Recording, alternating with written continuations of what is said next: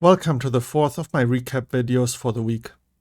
You are listening to the account with a report for Friday, April 14th, or day 415 of the war in Ukraine. As the front lines and general staff reports are outdated, I will be skipping those segments. On this day, we had more updates on the horrific Warcrime video and additional updates on the leaked documents. All other news updates are grouped into the situation inside Ukraine, the occupied territories, Russia and Belarus, and international developments. I will refrain from sharing any sensitive information and footage. However, due to the nature of the crime, it may be disturbing to some.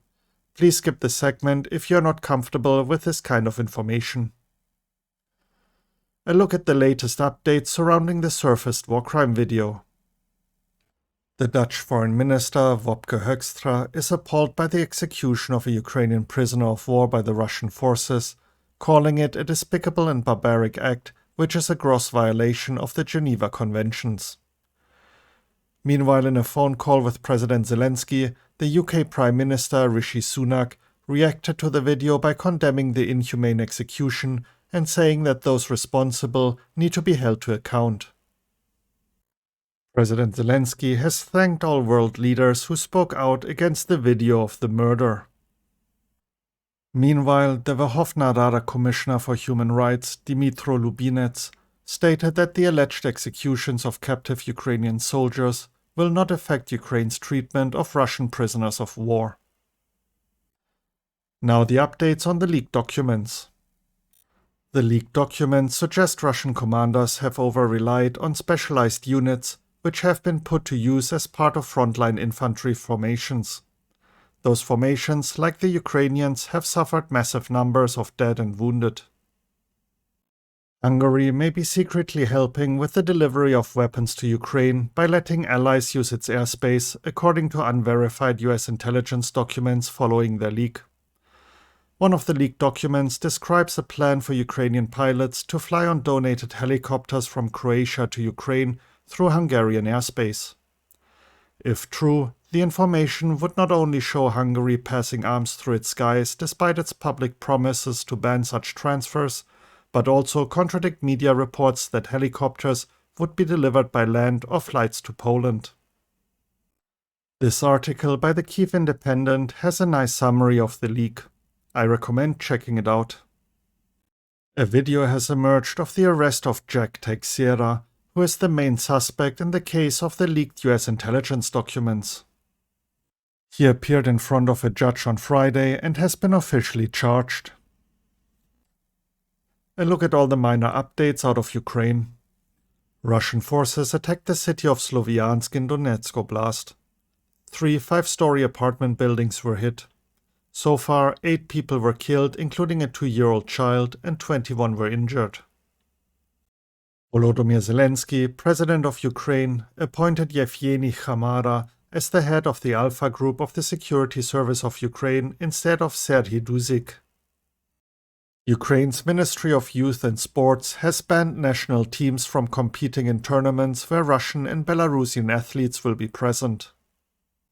Emina Japarova, Deputy Minister for Foreign Affairs of Ukraine, stated in an interview that Ukraine is considering both military and diplomatic ways of liberating Crimea, and it also does not rule out a mixed option.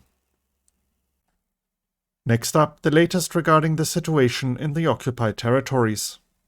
Participants in the war in Ukraine from Yalta, Crimea, began to receive certificates for land plots in the Saki district, but not on the southern coast of Crimea. According to the Melitopol mayor Ivan Fedorov, an explosion has rocked temporarily occupied Melitopol near the rail depot in the morning, where the occupiers had been stockpiling their equipment and where they had set up a repair base. Moving on to the news updates from Russia and Belarus. Russia has begun a surprise inspection of its Pacific fleet and is putting it on the highest combat alert. A court in Moscow has once again fined Wikipedia for a Russian-language article about Russia's invasion of Ukraine, which it refused to remove. The Russian authorities have scheduled a lesson in schools on April 17th to promote the war in Ukraine under the pretext of fascism and the fictional genocide of the Soviet people during World War II. The cancellation of military parades that are supposed to be carried out in some regions of Russia and in Russia-occupied Crimea can be connected with losses of military equipment, particularly tanks, in the war in Ukraine. German news agency Tagesspiegel, citing a large-scale leak of a secret US military document, has stated that Valery Gerasimov, chief of the General Staff of the Russian Armed Forces, and Nikolai Patrushev, secretary of the Russian Security Council, allegedly tried to sabotage the invasion of Ukraine at the beginning of the war so that it would end by March 5, 2022. Russian President Vladimir Putin has signed the bill introducing electronic summonses for conscripts into law. Draftees who fail to respond to the summonses will be required to appear voluntarily at the military enlistment office within 2 weeks of the next draft. Those who fail to comply will then face restrictions, including being prohibited from leaving the country. Later on, they may also be restricted from performing various basic societal functions, such as buying real estate, registering a business, or taking out a loan. Yevgeny Prigozhin, head of the Wagner PMC, is advising the Russian authorities to declare the so-called special military operation over and concentrate on consolidating its hold on the occupied territories of Ukraine. And to wrap up the news segment, the international developments. According to Canadian Defence Minister Anita Anand, all 8 Leopard 2 tanks which Canada promised to provide Ukraine with were delivered to Poland. The state-funded France 24 TV channel published a story recorded in a military camp where Russian soldiers are preparing for the Ukrainian counteroffensive, which was described as hostile. 30 kilometers or so from the front line, in a secret location, Russian forces here are preparing for battle. Most of the soldiers here are not professionals. They were drafted from Siberia. They have already visited the front, and now they are preparing to return there. The plot of French journalists begin. However, due to backlash, the story was quickly deleted from the website. The Chinese Foreign Minister Qin Gang said that his country would not sell weapons to either party in the Russia-Ukraine war.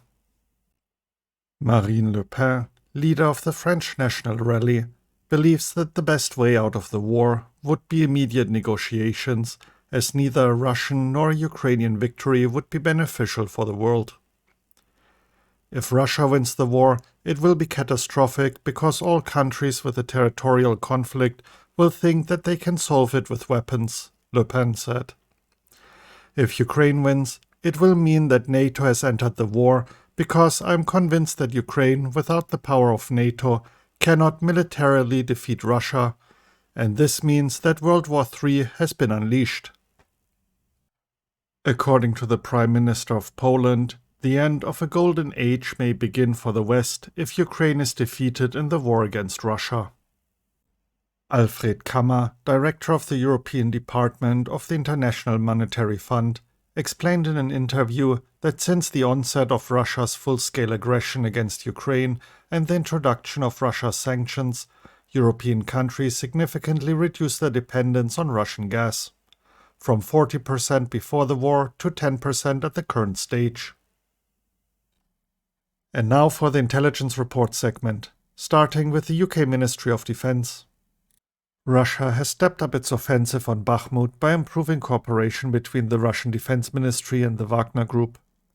The Ukrainian defense still holds the western districts of the town, but has been subjected to particularly intense Russian artillery fire over the previous 48 hours. The report noted that Ukrainian forces face significant resupply issues, but have made orderly withdrawals from the positions they have been forced to concede.